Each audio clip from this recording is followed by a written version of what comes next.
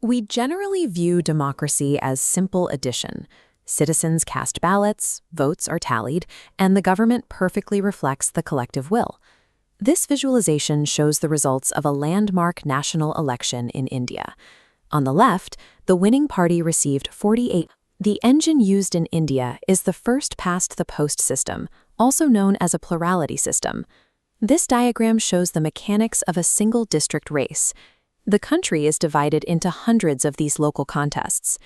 To win a seat, a candidate doesn't need a majority of the votes. They only need to be the highest vote-getter. Every vote cast for a losing candidate is effectively discarded. In this scenario, the 70% of voters who preferred someone else lose their influence entirely, as the single representative is chosen by only 30% of the locality.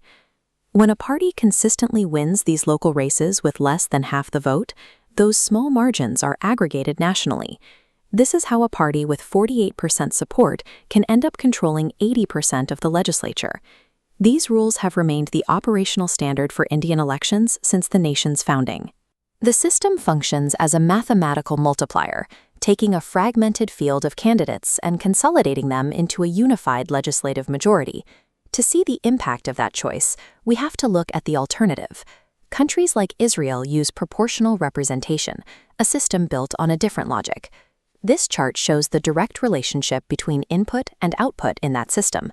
A party that receives 48% of the national vote is allocated exactly 48% of the seats in the parliament. Curious, if this model is more mathematically precise, why would the architects of India's constitution choose to ignore it? The founders realized that in a massive, diverse country, strict proportionality can lead to a fractured legislature. If every small interest group can gain a seat, it becomes nearly impossible for any one party to form a stable majority. Because the first past the post system requires winning local districts, it forces different social groups to build alliances before the election.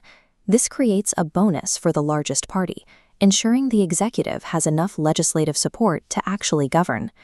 Even the most sophisticated mathematical system fails if the people managing the process are biased.